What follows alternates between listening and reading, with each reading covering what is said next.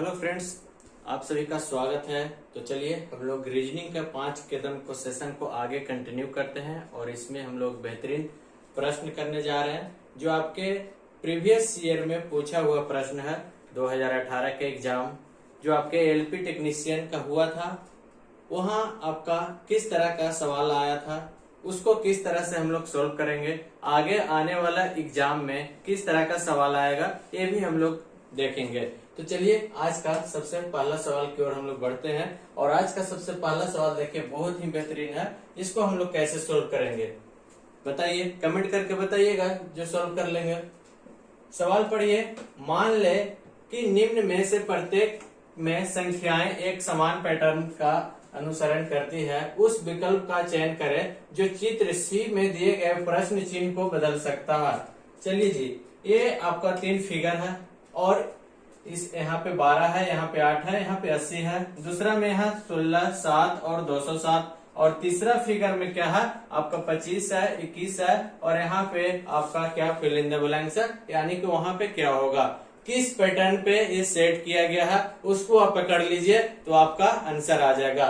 तो आप यहाँ पे देख रहे होंगे कि अगर इसको हम गुना करेंगे तो 12 8 96, 80 से ज्यादा है। यहाँ पे गुना करेंगे तो 16 में 7 से गुना करेंगे तो 112 आएगा और काफी ज्यादा है 207। अब किस तरह से आपका माइंड यहाँ पे काम करता है, किस तरह से आप सोच सकते हैं, बस इस पे निर्भर करता है। तो अगर आप सोचिएगा कि स्क्वायर करके देखें तो उससे रिजल्ट निकलता है कि नहीं, तो स्क्वायर करके अगर देखिएगा तो क्या निकलेगा, यहाँ पे 12 का स्क्वायर कर दीजिए और ये 8 का है तो 8 का स्क्वायर और दोनों के क्या कीजिए घटा के देखते हैं तो कितना रिजल्ट आता है कि नहीं। तो देखिए, तो 12 का स्क्वायर करेंगे तो 144 और माइनस 8 का स्क्वायर यानी कि 64, तो घटाइए तो कितना आ जाएगा 80 और यही तो आपका पैटर्न सेट किया हुआ है ना। तो एक का निकल गया, अगर दूसरा उसी पैटर्न पे है तो तीसरा भी उसी पैटर्न पे सेट किया गया है। चलिए दूसरा भी चेक कर लेते हैं। तो इसको क्या करेंगे, 16 का स्क्वायर माइनस क्या हो जाएगा 7 का स्क्वायर, तो 16 का स्क्वायर क्या हो जाएगा 256 और 7 का स्क्वायर क्या होगा 49, घटा दीजिए तो क्या आ जाएगा, यहाँ पे आ जाएगा 7 जी और यहाँ 0 और ये आपका 2 यानी कि 207। तो बिल्कुल उसी पैटर्न पे है जिस तरह से हम सोचे हैं क्या कि दोनों को स्क्वायर करके क्या करना है घटा देना है। तो उसी तरह से तीसरा जो आपका चित्र है उसको भी हम लोग उसी तरह से सेट करेंगे।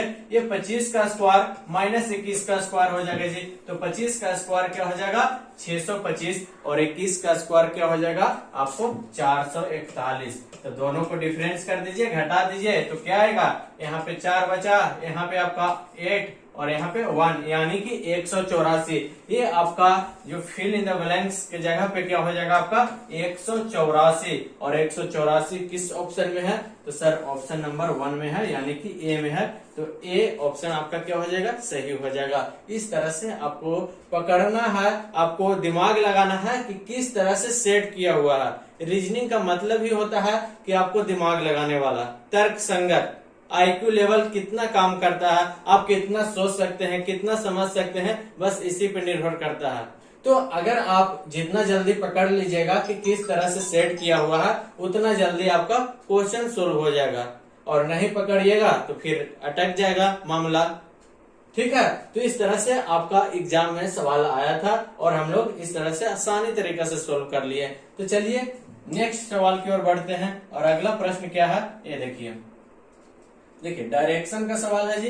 यदि कमला नीता से 50 मीटर दक्षिण पश्चिम में है और रीता नीता से 50 मीटर दक्षिण पूर्व में है, तो रीता कमला के लिहाज से किस दिशा में है, कैसे बनेगा आप बताइए। ये क्या होता है आपका नॉर्थ होता है जी ऊपर की ओर, और नीचे क्या होता है आपका साउथ, और इधर क्या होता है ईस्ट, और इधर क्या होता है वेस्ट। आप सवाल पढ़िए और जवाब आराम से मिल जाएगा। यदि कमला नीता से 50 मीटर दक्षिण पश्चिम में है, कौन है कमला नीता से, अगर नीता यहाँ है, क्या है नीता यहाँ है, और दक्षिण पश्चिम किधर हो गया जी दक्षिण पश्चिम किधर है इधर है, तो चलिए ये आपका क्या हो जाएगा कमला, क्या हो जाएगा कमला। और ये क्या हो गया नीता। नीता से किधर है, दक्षिण पश्चिम में है। इस तरह का यहाँ से डायग्राम बनेगा तो आप बता सकते हैं ना कि किधर है। ए हो गया नॉर्थ, ए हो गया साउथ, ए ईस्ट हो गया और ये आपका वेस्ट हो गया। नीता से कमला किधर है, दक्षिण पश्चिम में है, कितना 50 मीटर की दूरी पे। अब दूसरा क्या कह रहा, रीता नीता से 50 मीटर दक्षिण पूर्व में है। दक्षिण पूर्व किधर हो गया, ईस्ट और साउथ के बीच में क्या हो गया, दक्षिण पूर्व। तो ये दक्षिण पूर्व हो गया जी 50 मीटर। यहाँ पे कौन हो गया, तो रीता हो गया। नीता से किधर है, दक्षिण पूर्व में है 50 मीटर। अब जो सवाल पूछ रहा आपसे, क्या पूछ रहा देखिए, रीता कमला के लिहाज से किस दिशा में है। रीता कमला के लिहाज से किस दिशा में है। कमला यहाँ पे है जी, रीता यहाँ पे है, तो कमला पे ऐसे आप डायरेक्शन बना दीजिए। ये नॉर्थ हो गया, ये साउथ हो गया, ये ईस्ट हो गया, ये वेस्ट हो गया।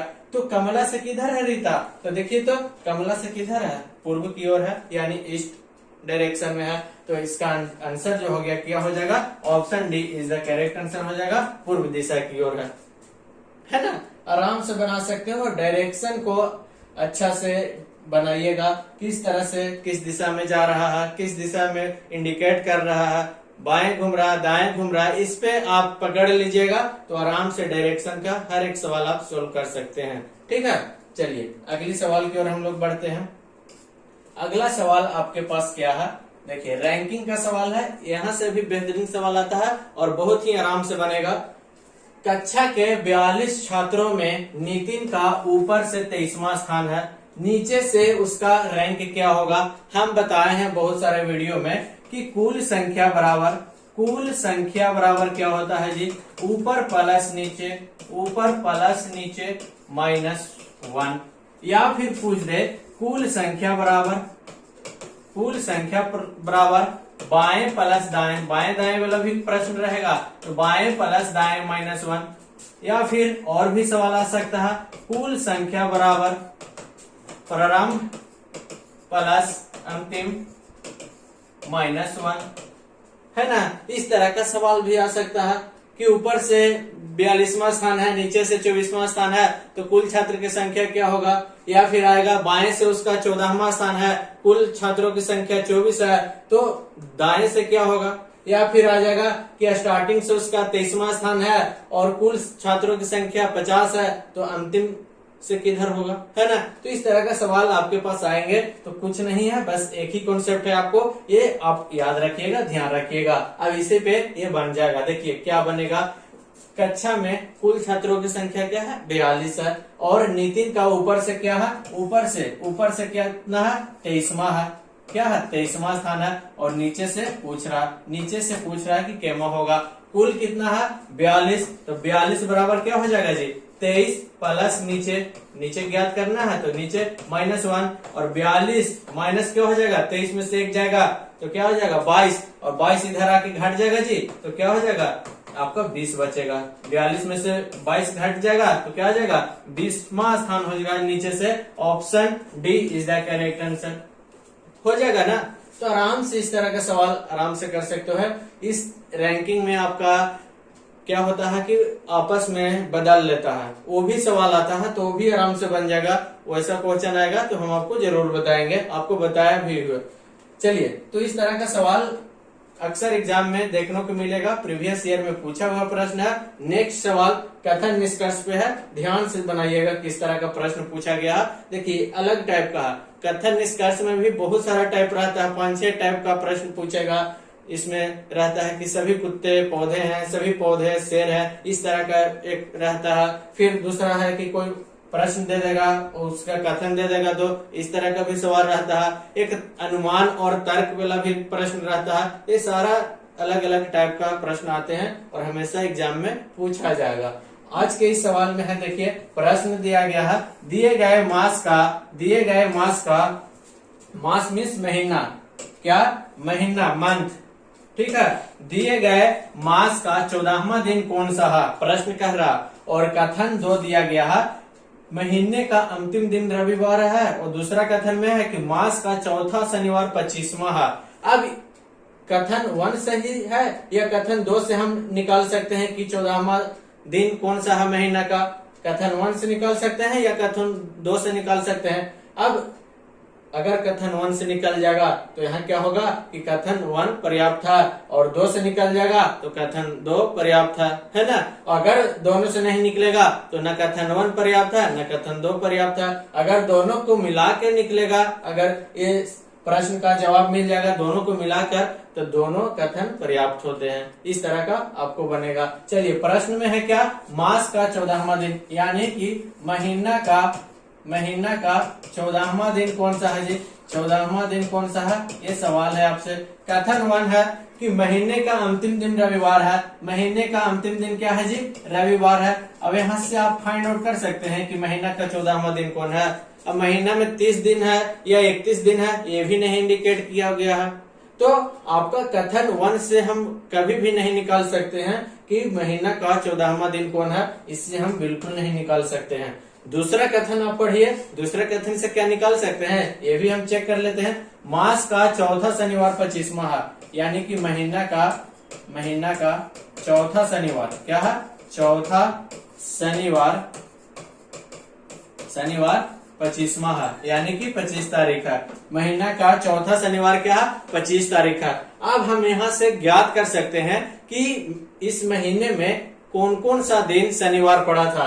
तो आपका चौथा शनिवार क्या है, 25वां। तीसरा शनिवार कब होगा, इससे 7 माइनस कर देंगे तो क्या 18वां, है ना।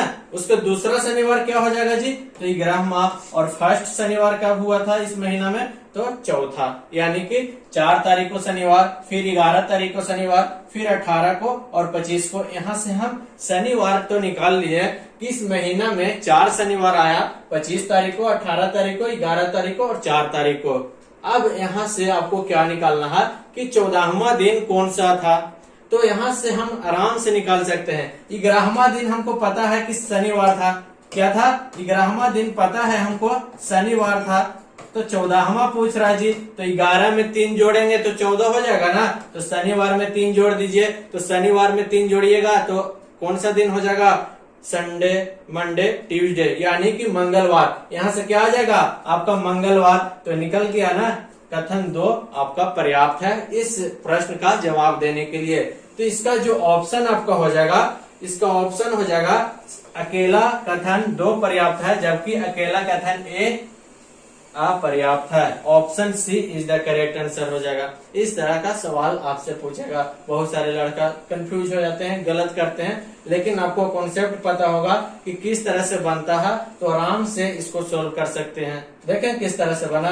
पहल का तो महीने का अंतिम दिन रविवार है, यहाँ से आप फाइंड ही आउट नहीं कर सकते हो कि महीना का 14वां दिन कौन है। लेकिन आपके पास दूसरा में हिंट दिया गया है कि महीना का चौथा शनिवार 25वां है। तो यहाँ से जितना भी आपका शनिवार पड़ा था वो निकल के आ गया, 25 तारीख को, 18 को, 11 को, 4 को। अब पूछ रहा है 14वां दिन, तो 11 में हम 3 जोड़ देंगे तो 14वां दिन निकल जाएगा। 11वां दिन शनिवार है तो 14वां दिन कौन होगा, मंगलवार। आराम से निकल के आ गया, ठीक है। तो इस तरह का सवाल हम लोग आसानी तरीका से कर सकते हैं। अगला सवाल की ओर हम लोग बढ़ते हैं। अगला सवाल देखिए, ब्लड रिलेशन का सवाल है। रमन ने अनंत से कहा, परसों मैंने अपने दादी के बेटी के एकमात्र भाई को पढ़ाया। रमन ने किसे पढ़ाया। तो इस तरह का सवाल देखिए किस तरह से बनेगा। रमन अनंत से कह रहा कि परसों मैंने दादी की बेटी, तो चलिए ये क्या हो गया, रमन हो गया जी, रमन ये हो गया। अब रमन अपनी दादी की बेटी, तो रमन के पापा यहाँ होंगे, और पापा के पापा दादा हो गए हैं, और दादा के पत्नी कौन हो गए, दादी हो गए। तो यहाँ पे इंडिकेट हो गया दादी, तो रमन के दादी यहाँ पे आ गए, ये दादी, चलिए इंडिकेट कर देते हैं, ये दादी हो गए। दादी के बेटी ये हो गए, दादी के बेटी। अब उसका एकमात्र भाई कौन हो जाएगा, ये हो जाएंगे। यानी कि रमन के पिता ही क्या है, दादी के बेटी के भाई हैं, ठीक है। तो रमन किसे पढ़ाया, तो रमन अपने पापा को पढ़ाया। यहाँ से निकल के आ गया, क्या पढ़ाया, रमन अपने पिता को पढ़ाया। आराम से फाइंड आउट कर सकते हैं, बस किस डायरेक्शन में जा रहा। रमन के पापा नेक्स्ट जनरेशन, उसके पीछे तो दादा, यानी कि सबसे ऊपर दादा हो गए, फिर पिताजी, फिर रमन, और दादा के पत्नी, तो दादी के एकमात्र दादी के बेटी हो गया ये, और अपनी बेटी के एकमात्र भाई हो गया, तो रमन के पिताजी ही हुए। तो इस तरह का सवाल आप आराम से लगा सकते हो। बस समझना है कि किस तरह से सवाल पूछ रहा है, उसको किस तरह से बनाया जा रहा है, उसी पैटर्न पे आप भी फॉलो कीजिए, आपका भी प्रश्न बनने लगेगा। और आराम से खूब सारा प्रैक्टिस कीजिए, बहुत सारा प्रश्न का, और इसी तरह से आगे भी आपका एग्जाम में इसी तरीका से सवाल भी पूछे जाएगा। सवाल चेंज नहीं होता है, कॉन्सेप्ट चेंज नहीं होगा, बस पूछने का क्या होगा, तरीका चेंज हो जाएगा, है ना। तो इस तरह का सवाल आराम से लगाइए, और मिलते हैं हम लोग अगले वीडियो में। वीडियो अच्छे लगे तो कमेंट और लाइक सब्सक्राइब जरूर कीजिएगा। चलिए, थैंक यू।